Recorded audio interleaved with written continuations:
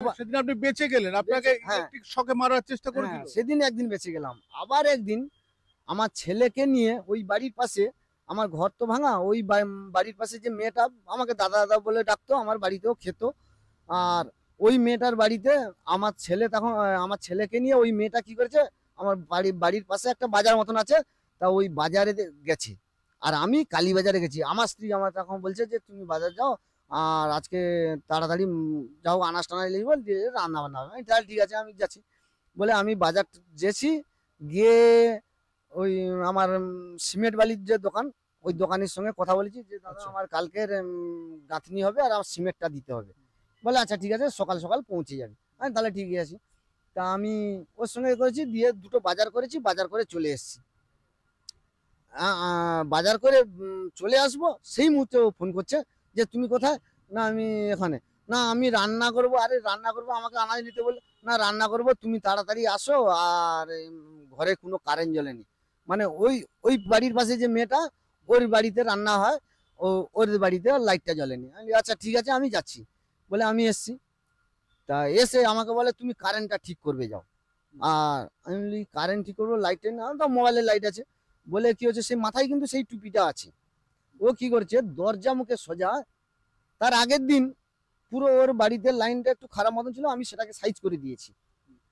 ও কি করেছে, তারটা কেটে ঠিক দরজার সামনের দিকে এরকম ভাবে ঝুলিয়ে রেখেছে, মানে ঢুকে গেলে এইখানটা লাগবে জাস্ট। তা আমি আমার, তাতে কারেন্ট ছিল। হ্যাঁ কারেন্ট, পুরো কারেন্ট আছে। তা বলছি আমি, আমার একটা স্বভাব আছে, আমি ওর ঘর একটু নিচু, আর আমি ঘরে যে কোনো একটা বাড়িতে ঢুকলে, পাকার ঘর যদি আলাদা ব্যাপার, এমনি মাটির বাড়ি যদি হয়, আমার অভ্যাস একটা, যে আমি ধেপে ঢুকবো। এইটা আমার মানে মাথা নিচু করে। মাথা নিচু করে, আমি মাথা হেঁট করে সবসময় আমি ঢুকি। তা ওইটা আমি মাথা হেঁট করে, ও তখন বলছে যে তুমি ঢুকো, আমি লাইটটা নিয়ে আসছি। কিন্তু লাইটটা ওর হাতে আছে, ও কিন্তু মিথ্যে কথা বলে চলে এসছে। মানে স্ত্রী আপনাকে প্রতিবারই মারবার চেষ্টা করেছে। হ্যাঁ। তারপরে ও কি করছে, আমি ঢুকে যাচ্ছি, কবাটটা ঠেলে ঢুকে যাচ্ছি। ঢুকে যাচ্ছি, ঢুকে গিয়ে আমি কিন্তু সেই ধেপে ঢুকে গেছি আর কি। ধেপে ঢুকে গিয়ে মোবাইলের লাইটটা জ্বালিয়ে যখন দেখি, না তার ঝুলছে। আমি কি ব্যাপার। আর ও কি করছে, সেই সময় চলে এসে ওর ঘাট ধরে আমি টেনে নিয়েছি। আমি এখানে তার কাটা, তুমি এরকম ভাবে ঢুকে আসছো, এক্ষুনি তো সর্বনাশ হয়ে যেত। তাই আমি টেস্টারটা নিয়ে আসো দেখি। আবার টেস্টার আনতে গেছে, টেস্টার যখন মেরে দেখি না পুরো কারেন্ট আছে। তারপরে আবার সেখানে একটা বকঝোক করলাম। আমি এই মানে যার বাড়ির রান্না বান্না হতো, সেই মেয়েটাকে আমি দেখ করছি, একটা লাইনটাকে বরাবর ঠিক কর, ঘরের লাইন এইভাবে রাখা যায়নি, এটা মানে কারেন্টের জিনিস। আপনার স্ত্রী কি এটা ইচ্ছে করে আপনাকে খুনের চক্রান্ত? এটা সত্যিকারের চক্রান্ত বা কি, এটা পরক্ষণে আবার একটা, মানে আবার একদিন কি হয়েছে, আমার বাড়ির পাশে আমার মামা টামা, সৎ মামা, তারা আমাকে ছোটবেলা থেকে মানুষ করেছে, খুবই ভালো বাস্তব। কিন্তু সেখানটায় ওদের কাছ থেকে আমাকে কেড়ে নিয়েছে। এই না আরো আরো কিছু ট্রাই করেছিল মারবার জন্য আপনাকে? আরো হ্যাঁ, আরো একটা, মানে আমাকে খাবিয়েছে, মানে ও যেদিনকার যায় সেই দিনকার মিরাকুলারও মিশিয়েছে। তার আগের দিন আমার মিরাকুলার বলতে? মিরাকুলার বলতে এই গাছে যে ভিটামিন মারা হয়, মানে ওটা ওতে কি একটা, বিষ? হ্যাঁ ওটা একটা বিষ জাতীয় এবং ভিটামিন জাতীয়, আচ্ছা, দুটো মিক্সড করা থাকে। সেটা কিসে মেশান? ওটা গাছে ফল টল যাতে বেশি আসে। মানে আপনার খাবারের সঙ্গে মিশিয়েছিল? হ্যাঁ, বেগুন ভাজার সঙ্গে দিয়ে ও চলে গেছে। দিয়ে তারপর? তারপরে ও দিয়ে চলে গেছে। দেওয়ার পরে আমি একটা মন্দিরে গেছিলাম, মন্দির থেকে আসার আগে ও কিন্তু বেরিয়ে চলে গেছে। তা আমাকে ও বারবার ফোন করে বলছে যে তুমি খেয়ে নাও, খেয়ে নাও। আমি বলি আচ্ছা খাবো, আমি তো সবে এসছি, গা স্নান টানান করি, দিয়ে খাবো। তা যখন খেতে যাই, যেতে যখন দেখি না বেগুন ভাজায় মিরাকুলার মেশা, আর ওই গ্যাসটা যখন শুনি না, সেই ঢেকুর কিন্তু আমার অবিরত চলছে কিছুদিন আগে থেকে। আর মিস্ত্রি ও কাজ করছিল, আমি দাদা আমি একদম কাজ করতে পারছি না, রোদে চাইতে পারছি না। মানে আপনাকে স্লো পয়জন করবার চেষ্টা হচ্ছিল, তাই তো? হলে হতে পারে। তা ওটা আমি যে খেয়েছি ওটাও বুঝতে পারিনি। তা ওটা যেই দিন ওই কেসটা ঘটে, সেই দিনকার আমি পাড়া প্রতিবেশীকে ডেকে বললাম যে দাদা এই সবাই দেখো। দেখার পরে আমি বলি এই গ্যাসটা কিন্তু আমার ঢেকুর হচ্ছে। বলে তাহলে তো তোমাকে খাবিয়েছে। আর আমার একটা নাকের প্রবলেম হয়েছিল, জ্বর হয়েছিল 1 মাস 1.5 মাস ধরে। ওইখান থেকে কি একটা পালস বলে না কি বলে, পলিপালস, নাকে কোনো সেন্ট জাতীয় পাওয়া যেত না। সেইটা আমার ঘরোয়া ডাক্তারের কাছে চিকিৎসা করলাম, হোমিওপ্যাথ চিকিৎসা। বলে ওটা দীর্ঘদিন খেলে শেষ হয়ে যাবে, মানে রোগটা সেরে যাবে। তো খাচ্ছি। তা ওই সুযোগে ও খাবিয়েছে, যে আমি বুঝতে পারিনি কখন কিরকম খাবিয়েছে। তাতে কি হলো, আপনি অসুস্থ হয়েছিলেন? না মানে কি হচ্ছে, রোদ যখন উঠছে চোখ জ্বালা করছে, কিচ্ছু আর দেখতে পাচ্ছি না। আর পুরো শরীরটা পরপর পরপর যেন মানে কঙ্কাল হয়ে যাচ্ছে। ওই টেস্ট করার পরে ওখানে পাওয়া গেছে যে হ্যাঁ মিরাকুলার খাওয়ানো হয়েছে। এই মুহূর্তে আপনি কি চাইছেন? এই মুহূর্তে তো ও তো কেস তো করেছে, তারপরে আরো একদিন বিছানায় শুয়েছিলাম, রাত্রে আমার বিছানায় কিন্তু কারেন্টের তার দিয়ে দিয়েছে। সেখানেও লেপের ভিতর থেকে আমি শর্ট খেয়েছি, যখন উঠে পড়ে দেখি না তার কাটা। ওখানে তার কাটা কেন, না আমি চাদর তুলতে গিয়ে কেটে গেছি ওখানে আচ্ছা, একটা চাদর একটা জিনিস বলুন তো, আপনার স্ত্রী আপনি যেটা বললেন আপনাকে বোধহয় খুন করতে চাইছে, কেন?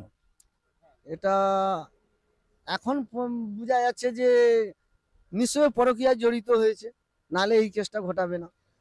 এক নম্বর, স্বামী স্ত্রীর মধ্যে যে একটা মিলামেশা ভাব থাকে, সেটাও ওর কাছ থেকে আজ বছরখানে প্রায় আলাদাভাবে আমি পাচ্ছিলাম। তা ওটাকে তবু আমি কিছু মাইন্ড করিনি। এটা নিয়ে স্ত্রীর সঙ্গে কথা বলেছেন? স্ত্রীর সঙ্গে কথা বলেছি, আমার শালিকেও জানিয়েছি। তা ও আমার শালিও বোনের সঙ্গে কথা হচ্ছে, একটা উম, ছেলে সে বাইরে থাকে, সে আজ দুদিন ঘরে এসে তার সঙ্গে এরকম ব্যবহার, এটা তো ঠিক না। তো বলে তার বোনকে বকাবকিও করলো।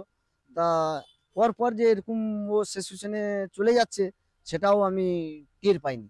তার তারপরে ওই যে চলে যাওয়ার পরে ওই মেয়েটা যখন সমস্ত ঘটনাটা খুলে বললো আমাদেরকে, আবার পুরো ডকুমেন্টস ওই মেয়েটার কাছে রেখেছিল।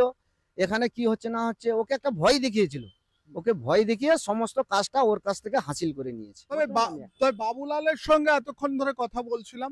বাবুলালের কাহিনী, একটা স্বামী, নির্যাতিত স্বামী, ওনার স্ত্রী হয়তো ওনার বিরুদ্ধে অভিযোগ করেছেন। অভিযোগে কি লিখেছে? আপনি খেতে দেন না, মারধর করেন, আহ, এইসব, তাই তো? এইসব আমি পরকীয়ায় জড়িত, ও লোকের বাড়িতে খেটে সংসার চালায়, অথচ একদিনও ওকে কোথাও খাটতে দেয়নি। ঠিক। আহ, তাহলে একটা স্বামী, তিনি কিন্তু দীর্ঘদিন ধরে বাড়ির বাইরে থেকে তিনি কি করছেন, বাচ্চা এবং স্ত্রীর মুখে হাসি দেখবার জন্য তিনি টাকা রোজগার করছেন, আর স্ত্রী বিরহ যন্ত্রণায় ভুগছেন। ভাবা যায়?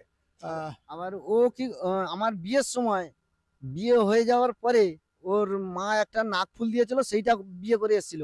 আমি হলুদ পা ধুতে গিয়ে আমার নিজের পয়সা দিয়ে আমি সুর জামা পরে এসেছি, ওর মার নাক ফুল দিয়ে ওকে নাক ফুল তৈরি করে দিয়েছি।